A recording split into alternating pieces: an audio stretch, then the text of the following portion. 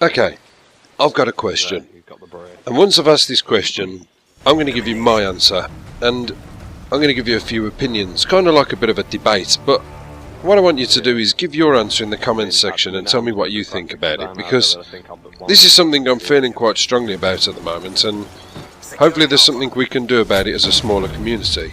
So, YouTube, when I ask you, what is the one channel that got you into YouTube in the first place? The one channel, the one commentator, the one montage specialist. What is the one channel that got you into YouTube, that made you want to create a YouTube channel, to, whether it be to follow people, whether it be to produce your own content, whether it be just for your own titillation, just to put your own little touch to it, a few games that you've played or a few clips that you've got off your game that you want to look at and enjoy and sort of keep it as your bit of a legacy, maybe. Now, if you was to ask me, I would say that the one channel that inspired me to start a YouTube channel would be Sandy Ravage, and that was simply by default. You see, I got into his channel by pure accident, and it was back in the days when Booster Justice had just literally been bought out.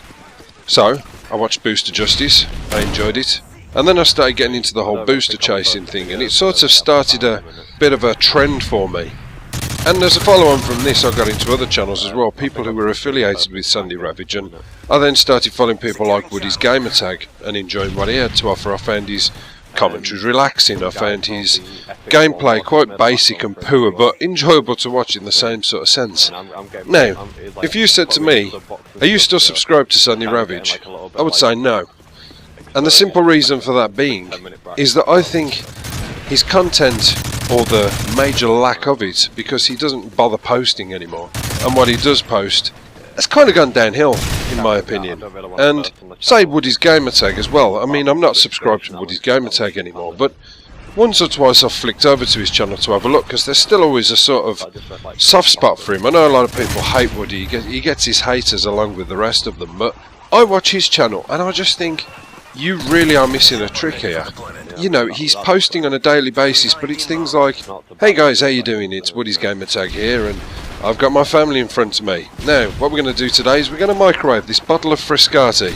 Son, put this in there. This is my son, by the way, and I'm not going to start anything here. Now, his son has got, I think he's got Spurges, which is basically like a behavioural disorder or learning disability, and he gets a lot of hate on his channel from this, but he almost exposes him to the world and wants people to sort of accept his son, which is fine, but I think he's opening his son up to a lot of bastards in the world, because some of the comments that people put on his channel are just mean and cruel, and from a father myself, I wouldn't be able to put up with that. I'd soon put a tin lid on that one, if you know what I mean. But no, this is what he does. He now goes into microwaving things.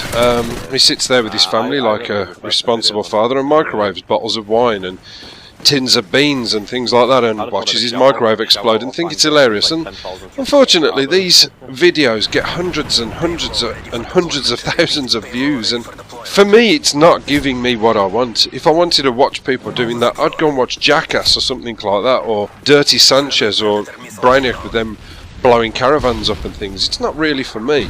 And it's going back to Sandy Ravage. I know when Black Ops came out, he really didn't like Black Ops, and then Modern Warfare 3 came out and he really didn't like that, and he sort of turned around and said that he was going to not post any more footage on these, but he will keep his channel active. Then what happens? He goes off the scene for about 4 or 5 months, turns back up and suddenly says, hey guys, there's a competition going on, it's called King of the Web. I want you to vote me in as King of the Web. If I can get 25,000 likes on this video, I'll do a video of me doing a barbecue. Okay. If I get 50,000 likes on this video, I will do a video of me standing next to my car telling you how great it is. Right, okay then. So basically, if I don't watch your videos and you don't get those votes, I may as well sit down and watch an episode of Top Gear, turn it over and watch Ready Steady Cook. Because that's what it's all about. I don't watch your channel for you to be cooking a barbecue with your friends. I watch your channel because once upon a time you had something to offer me. I used to enjoy the opinion you used to give over things. I used to enjoy the gameplay you used to produce that used to be fast-paced and full of action. And also used to enjoy the little montages you used to put together and the clever little skits and all the rest of it. Because all these things inspired me to do what I do on my channel. You take little bits of everything you see in your life and you put it into practice on yourself, and And this is how things work in life, is you take everything from inspiration. Now, what are my feelings on the current situation of YouTube today? Well, I think these bigger channels have kind of gotten a bit too big for their boots. They almost feel as if half of them don't need to try, and this is only me going by the channels that I know. I mean, maybe you're a Wings of Redemption fan, and I don't know, I don't watch Wings' channel, but to be honest with you, you could turn around and say, yeah, I will see where you're coming from. Once upon a time, Wings used to do this, and now he only comes out and does vlogs and things. So, at the moment, I'm just finding that I'm not subscribed to any big channels now. In fact, the only big channel I'm subscribed to is Lost in Place. That's the only one I follow. And I hope to God, never changes what he does, because it's all very clever, it's all very tactical, it's all very trolling based and annoying to other people. And if he ever changed that and then started doing videos of him washing his car, I'd just be just as disappointed, and I'd have to remove a sub and give it to somebody who was a little bit more worthy. But you see, for me, I only watch the smaller channels because I just think so many people that I know and so many people that I come across put that little bit more effort in, because, you know, they take the time and care and attention to do something special so that everybody can sit around and enjoy it. And it's not like, oh well, it doesn't matter what I do. I'll tell you what, I'm going to do a video of me sitting on the lavatory trying to pass something that I ate the night before and struggling terribly, sweating profusely, but laughing at the cartoon section in the newspaper that I'm reading. I'm not going to want to sit and watch that. I want to sit and watch some gameplay. I want somebody like Woody, who used to always be full of information and constantly keep you up to date with things on a daily basis. I don't go to him now. I go to smaller channels to see what they've got to say, because they seem to be the ones with their finger on the pulse. And I'm also going to go to smaller channels to watch the montages, because these people are the ones who play around with Adobe After Effects. They're playing around with Photoshop, and they bring in you something that's just electrifying and amazing to watch. So, what happens now? Well, I think it's high time, and this is my personal opinion, for these big guns to move over. Get up off your seat, thank you very much for keeping it warm, but now it's time for you to get up, move on, because the small boys and girls are coming in to take over.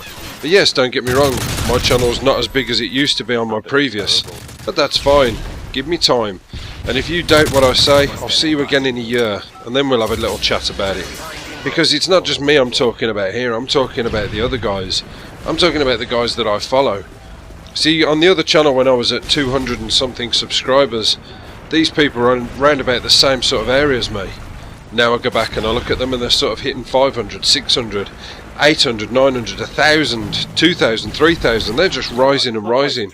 And the more they rise, the more their video views go up. I can now see people around me getting partnered. These partnerships are making them grow bigger and stronger. And these strengths are now being conformed into having a bigger following. And what happens then? Well, they just get bigger and bigger and eventually just kick these big boys off the top spot. And don't get me wrong, I'm sure this video is going to get an absolute abundance of hate from the people who are loyal to their big subscriptions, or maybe they're just complete fanboys who won't hear a bad word said about any of these guys. But as far as I'm concerned, I'm going from my own experience, and that's just me. And maybe you're a Sandy Ravage fan and you completely disagree with what I say. Well, prove me wrong. What has he done lately? You look at what he's done in the last 8 months. It's not even worth having a subscription to the man. And in my opinion, for him to ask to be crowned king of the web set on a default is almost a little bit rude and cheeky. I don't know. Maybe these are just ramblings. Maybe this is my own belief. I could be completely on my own here. But the interesting thing I'd like to know is do you feel the same? And is it time for maybe a bit of a changeover?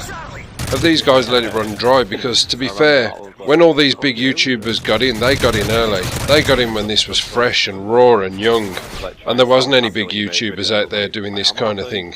There was nobody covering gameplay. And I'll completely take my hat off to them and give them full respect for that. They took advantage of a genre that wasn't being covered and they completely creamed it. And that's awesome.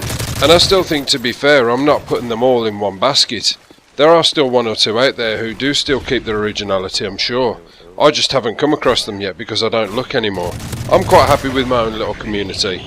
I get absolutely everything I need from all the smaller channels that I follow. And actually, it's quite horrible to call them smaller channels because it's almost like you're putting them in a pigeonhole. No, these are channels that just haven't quite got the recognition yet, but they'll get there. I'm confident of that. And I think ultimately the hardest thing about this is trying to swerve the heads of those who are unfortunately taken in by these bigger channels thinking that they're the be-all and end-all of everything.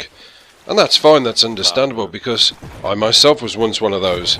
If I ever used to type anything into YouTube on a search and it would come up with 5 or 6 different options, I'd always choose the one who had the bigger amount of subscribers and the bigger amount of views. Yeah, I could have been missing something fantastic from the guy who had 7 views on his channel. He could have covered everything I needed in one foul swoop, but instead I opted for the bigger man. And that's a bit of a shame really, because it just means everything is made twice as hard, 3 times as hard even. So what can we do to turn the heads of these guys and make them understand that we as a community of smaller YouTubers can give people everything they need? And life doesn't begin and end at T Martin with his information, but yet you've got guys like Mr. Tony Stark who cover similar things and get the job done. No, we need to make them aware. So, I think the only way we can do it is by working together somehow.